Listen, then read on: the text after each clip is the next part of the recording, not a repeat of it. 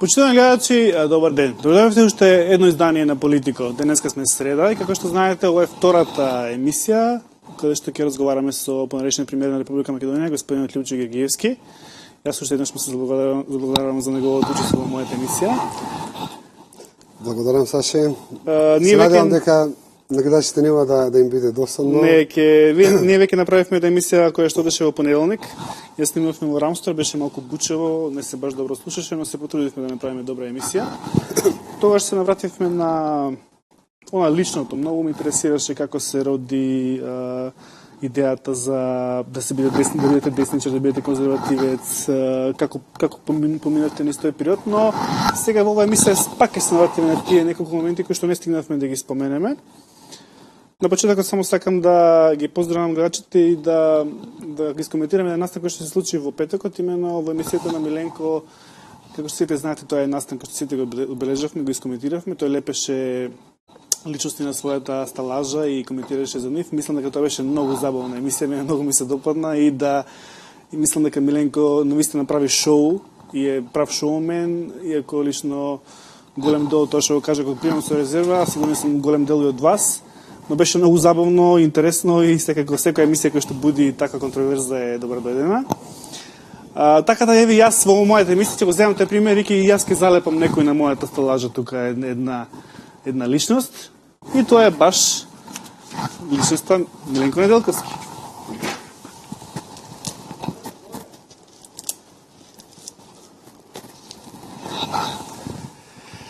Причината поради која што го залепив Миленко Неделковски на мојата сталажа, бидејќи јас го канам Миленко подолго време да дојде во мојата емисија, тој начално прифаќа, но одолговлекува и еве сакам малку да ги провоцирам така, се надам дека нема да ми се наоти.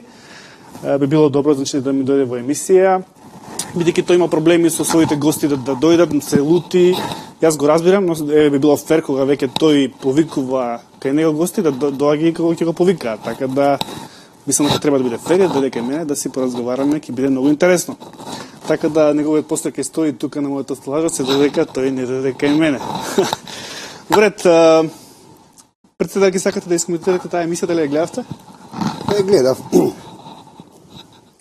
Ете, и како што рековте, можеби има нешто забавно во тоа што тој го прави сега со таа емисија. Та сметам дека сепак тука имаше една димензија на ставање на личности кои според некоја мерка се државни непријатели. Сега кога ви извадите фотографија на едно 30 на луѓе и сите ги прогласите за државни непријатели, тогаш државата треба да си го постави сериозно прашањето каде оди, нели? Јас мислам дека тоа се луѓе кои имаат спротивставени мислења, различни мислења од официјалната политика. И многу тие личности на мене ми направиле многу штета во животот, да речеме, тие што беа на фотографиите. И тоа сепак сметам дека таквиот стил не е пријатен, не е добар. Дали можеби ние сушто не сме навикнати на такви емисии? Мислам дека во Америка тие емисии се најголема нормалност. Глен Бек тоа го прави, го прават други новинари во Америка, тоа е шоу бизнис, дел од политичката дебата. Не сме навикнати можеби ние на такви емисии. Можеби и така, можеби бидејќи тој има право да има мислење и да го каже своето мислење. Не знаете каде е проблемот? Проблемот е што Миленко јасно дефиниран и обоен политички новинар. Субјективен? Да, значи се знае дека тој е позиција на власта. Тој е, како да кажем, тој уште 3/4 новинари се продолжи на рака на власта директно. Ако го тоа прави некој независен новинар, апсолутно тоа може да биде како шега и како шоу прифатено. Меѓутоа, вие кога имате една новинарска структура, како што реков, од 5-6 луѓе кои јасно ја бранат политиката на власта и не само што ја бранат, туку тие веќе се појават како извршители. Многу тие луѓе може да си го постават сега прашањето што е, дали сум јас на МВР, дали сум јас на редниот. Затоа што гледаме дека луѓето веќе во Македонија и фаќа параноја, мислите? Не само ги фаќа параноја, многу луѓе дали со бизнисите, дали лично завршуваат лошо. Тоа е веќе забележлива работа. Кога ми гостува повеќе новинари во мојата емисија, сите поголем дел од нив има позитивно мислење за вас, има некој лошо мислење за вас, но речиси сите 100% велат за вас дека сте биле еден од најголемите демократи во Македонија. И сега тоа е малку чудно во Македонија. Зошто бевте демократ? Можете да бидете искако Бранко, Значи да користите и други методи што Најверојатно се може, ал меѓутоа јас ни во еден момент тоа не ми дошло на идеја. Јас напротив, борејќи се 8-9 години против системот, нели, на СДСМ и на Црвенковски и претходно на Киро, нели, кој го наметнуваше во Македонија, сметав дека е времето дојдено кога македонците ќе освојат демократијата. И вие денес како зборувате со новинари, ако зборувате со уредници, вие не можете да најдете кој уредник или новинар кој ќе ви каже дека некаков притисок добил од владата на Ѓорѓиевски. Тие имале притисоци, имале притисоци од нивните уредници за да пишуваат против владата на Ѓорѓиевски, нели? Еве сега да речеме излегуваат независно една од друга две независни приказни, една која кажа Панде Кулимшевски кај што јавно призна како биле организирани, кој ги плаќал тие напади против Ѓорѓиевски. Од друга страна, обесникот Светок па излегува една друга приказна каде што некој натре од ВМРО па плаќа листо така да излегуваат приказни против Ѓорѓиевски. Така што јас како премиер бев изложен на безброј клевети, лаги, инсинуации и јас ништо не презема во тоа време тие работи да се спречат. Едноставно оставив работите да се движат како што ќе се движат, верувајќи дека граѓаните ќе знаат да препознаат што е лагата, што е вистината. Меѓутоа, во едно време толку беа многу нападите го огромни што очигледно и граѓаните кои сакале да препознаат нешто добро и квалитетно не може од целата таа шума на оркестрирани напади. Ќе се вратиме. Меѓутоа, пака, јас сакам да ја кажам дека мене ми е жал што Македонија во овој момент го има изгубено малку демократскиот сенс, да. Знаете, според мене медиумите навистина треба да бидат слободни во своето изразување, а на граѓаните самите да одредат што е пропаганда, што е лага, што е клевета. Сега нели Како го објаснувате феноменот латас што ја никако не можам да си го објаснам. Видите, Како е можно еден човек 20 години да биде топ рейтинг новинар, а во исто време секогаш да игра за некого и тоа сите да го знаеме. Како е можно тоа да помине во една држава како нашата? Тоа мислам дека тешко може да помине во држава друга. знаете, Обично народот ги прочитува. Кај нас му поминува, еве ја гледам во моето интервју, тој беше, јас буквално мислам дека го здробив. Да. Не знам дали имате шанса да го гледате тој интервју. И после луѓето мене ме обвинува, а ти не можеш со него, он за тебе. Знаете, Ајнштајн, јас се зачудив, ја мислев дека ќе добиам аплаузи, дека ќе ми честитаат, напротив, добив напади, како сум се дрзнал да нападнам еден таков авторитет. Со што го заслужувам тој авторитет, не разбирам.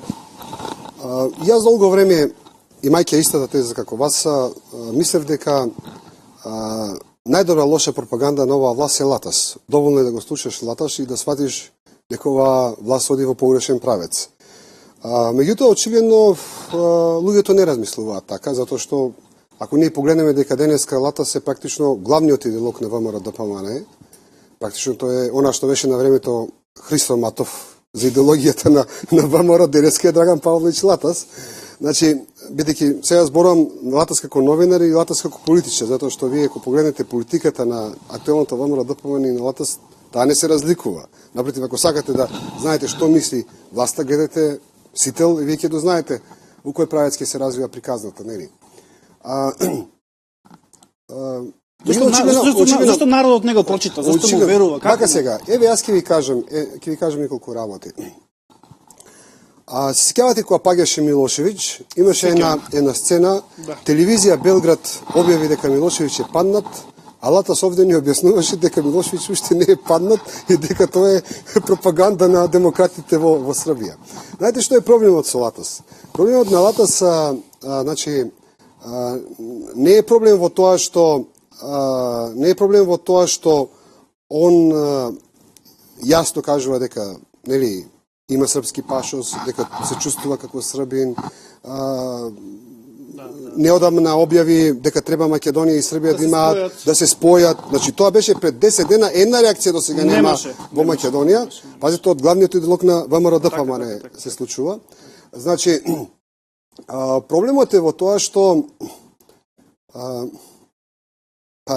повторно изгледа ќе се вратиме на првиот дел од емисијата. Изгледа проблемот е повторно во југословенството на македонскиот народ. Македонскиот народ сака тоа да го прифати. Јас вака имаме на дефиниција за политиката на Латас. Слушајте го Латас што зборува, се што зборува е спротивно на интересите на стратешките интереси на Македонија. Анти-НАТО, анти-ЕУ. Ама буквално се за Гадафи, било дали сакате на дневна политика или глобално. За Гадафи. Како успеа луѓето, Мирка, Миленко, Латас, да ронат сози за еден ненормален луд диктатор? Па затоа што во Југославија ронеа. Ви се сеќавате, во Белград имаше цели издруженија кои го поддржуваа. Соседна Србија беше најголемиот поддржувач на политиката на Гадафи. Бранко Геровски напише на колумна. Тоа е отсекување на таа ситуација. Бранко Геровски напише на колумна каде што каже дека ВМРО ДПМН од секогаш била проамериканска партија. Па така и ние така почнавме работата. Кога почнавме 90-та година, првата политика беше со Америка. Со НАТО. ВМРО ДПМН ја предложи декларацијата за влез во НАТО. Сето тоа во Македонија одеше споро. Ние бевме моторот кој ги буткаше работите напред. И она ми е главната поента. Значи, јас постојано велам, ако сакате да видите антимакедонска политика на дело, тоа е Латас. Слушајте го Латас. Мене ми е жал што македонските граѓани тоа го прифаќаат на сосема другиот начин. Они сметаат дека тоа Латас што го кажува е најдоброто за Македонија. И се надевам дека еден ден, меѓутоа, да се вратиме на кога ќе ги видиме тие математики. Да се вратиме на партизанските филмови, каде што вие многу ги добро покажувате со прст на нив. Но не се само партизанските, целата таа културна. Вие во едно интервју за бугарската национална телевизија дури му кажете на новинарот дека Бугарија многу греши со тоа што нема бугарски канали тука, што нема бугарски вестници, бугарски филмови. Не за да ние се залюбиме во Бугарија и не знам да се прогласиме сите за бугари, туку да го скршиме оној мит дека бугарите се под србите, дека се не знам, дека нешто им фали, дека се болно племе, дека се татари, дека се ненормални. А од друга страна се гаи еден мит за србите, дека тие се небески народ. Мислам дека ние повеќе ги сакаме србите, колку што србите себе се сакаат. Па јас мислам дека во одредена фаза преку Пинк, преку филмови, преку музика, јас мислам дека звезди. Во одредена фаза еден огромен дел од граѓаните во Македонија денеска исто така повеќе ја сакаат Србија колку ја сакаат Македонија. Јас тоа 20 години го студирам и го анализирам. Денеска да навиваат за партизани за Звезда. Ама јас ќе ве потсетам кога беше бомбардирањето на НАТО во Србија, колку автобуси од тука појдоа на мостовите таму да стојат, па туку кога ја нападнаа Македонија немаше бранители колку што одеа во Белград да го бранат и да го заштитуваат. Да. Тоа е перманентно иста целата политика цело време се движи. А во исто време Србија игра многу лошо спрема Македонија. Прво не ја признава границата 10 години. Црквата се уште не ја признаваат. Дури има ингеренции, мала вие тука најдобро знаете, дека тие дури може би имаат мешано прсти во конфликтот 2001. Па, ова сега што излезе со аферата со конфликтот 2001 е најкарактеристичната работа. Според мене, Србија беше таа која требаше да биде заинтересирана тоа да го расчисти до крај. Во таа афера, не знам кој ја објави, јас повторно мислам дека таа афера дојде од Белград. Таа афера дојде од оној пензиониран стар удбаш кој се појавуваше на неколку телевизии, му го заборавив името, практично јасно беше дека тој ги дал документите. Значи, ако од српската удба дојдоа тие информации, значи зборуваме за времето на Милошевиќ, тогаш актуелната политика треба